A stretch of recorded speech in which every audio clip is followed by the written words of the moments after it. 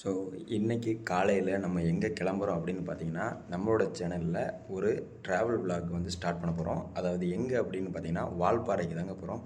So sound கொஞ்சம் கம்மியாக கேட்குதுங்களா? ஸோ விலாகை ஷூட் பண்ணுறதுக்காண்டி நம்ம இன்றைக்கி காலையில் நேரமாகவே கிளம்பியிருக்கோம். அதாவது 5:30க்கு இங்கேருந்து நம்ம கிளம்புறோம். ஸோ இப்போ ஸ்டார்ட் ஆகிறது வந்து வால்பாறை சீரீஸ் வந்து ஸ்டார்ட் பண்ணுறோம். நான் ஏன் வால்பாறையை சூஸ் பண்ணேன் அப்படின்னு பார்த்தீங்கன்னா, இது நம்ம கொஞ்சம் பக்கத்தில் இருக்க தவிர வேறு என்ன ரீசனுமே கிடையாது. ஸோ நம்ம ட்ராவலை ஸ்டார்ட் பண்ணியாச்சு. எத்தனை கிலோமீட்டரில் ஸ்டார்ட் பண்ணுறோம் அப்படின்னு பார்த்தீங்கன்னா 760 கிலோமீட்டரில் ஸ்டார்ட் பண்ணுறோம். ஸோ இங்கேருந்து வால்பாறைக்கு வந்து நம்ம கிலோமீட்டர் எவ்வளோன்னு வந்து நோட் பண்ணல. ஏன் அப்படின்னு பார்த்தீங்கன்னா நமக்கு பொள்ளாச்சி வழி அப்படின்றதுனால நம்ம ஸ்ட்ரைட்டாகவே கிளம்பியாச்சு.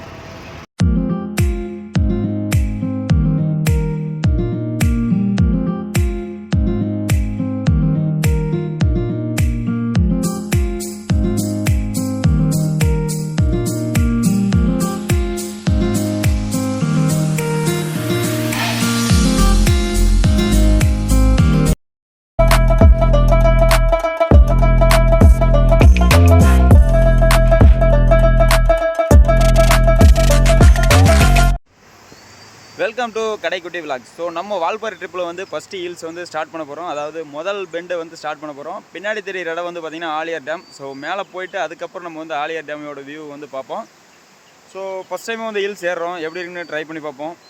இருக்கிறதுலே ரொம்ப பெட்டராக தான் இருக்கும். ஏன்னா காலையில் அங்கேருந்து வரும்போதே பயங்கர குளிருங்க. ஸோ கை காலெலாம் சும்மா நடுக்கும், வாயெல்லாம் அப்படி டான்ஸ் ஆடுதுன்னு சொல்லலாம். ஸோ காலையில் டைமில் இந்த மாதிரி கிளைமேட்டில் நான் என்ஜாய் பண்ணதே இல்லை. ஸோ இதுதான் ஃபஸ்ட் டைமு. ஸோ ஹில்ஸ் ஏறி போய் மேலே இருக்கிற எக்ஸைட்மெண்ட்டை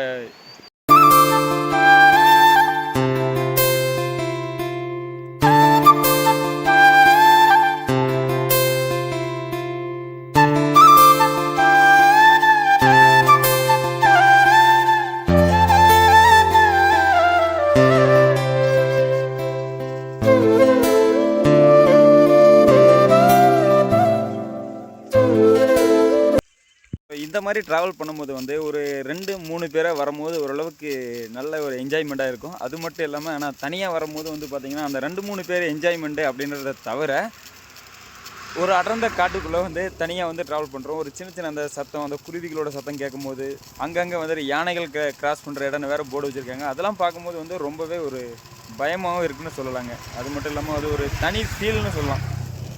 ஸோ உண்மையிலே என்னதாங்க இடம் இது இவ்வளோ அழகாக இருக்குது. ஸோ எப்படி எனக்கு சொல்கிறதுனே தெரியல, அந்தளவுக்கு ரொம்பவே அழகாக இருக்குது. ஸோ நான் கீழேருந்து பொள்ளாச்சி வரைக்கும் வர வரைக்குமோ ஏன் நம்ம காலையிலே இவ்வளோ சீக்கிரம் எந்திரிச்சு ட்ராவல் பண்ணணும் அப்படின்னு சொல்லி யோசிச்சுட்டு இருந்தேன். அதாவது அது இல்லாமல் வால்பாறை ஏன் சூஸ் பண்ணணும் அப்படின்றது ஒரு மைண்ட் செட்டாகவே இருந்துச்சு. ஆனால் பொள்ளாச்சியை தாண்டி அந்த ஹில்ஸு ஸ்டார்ட் பண்ணதுக்கப்புறம் வேறு லெவலுங்க. உண்மையிலே வேறு மாதிரி இருக்குது. லைஃப்பில் ஒரு டைமாவது ட்ராவல் பண்ணிடணும் அப்படின்ற மைண்ட் செட் தான் எனக்கு இப்போ தோணுச்சு. அது மட்டும் இல்லாமல் இங்கே வந்ததுக்கப்புறம் ரெகுலராக ட்ராவல் பண்ணணும் அப்படின்ற ஒரு மைண்ட் செட்டுமே தோணியிருக்குங்க. ஸோ பேக்ரவுண்டு பாருங்கள் எந்த அளவுக்கு அழகாக இருக்குது அப்படின்னு சொல்லி பாருங்கள். ஸோ இதெல்லாம் வந்து சொன்னால் புரியாது, நேரில் பார்க்கும்போது இன்னுமே ரொம்பவே வேறு மாதிரி இருக்குங்கண்ணா.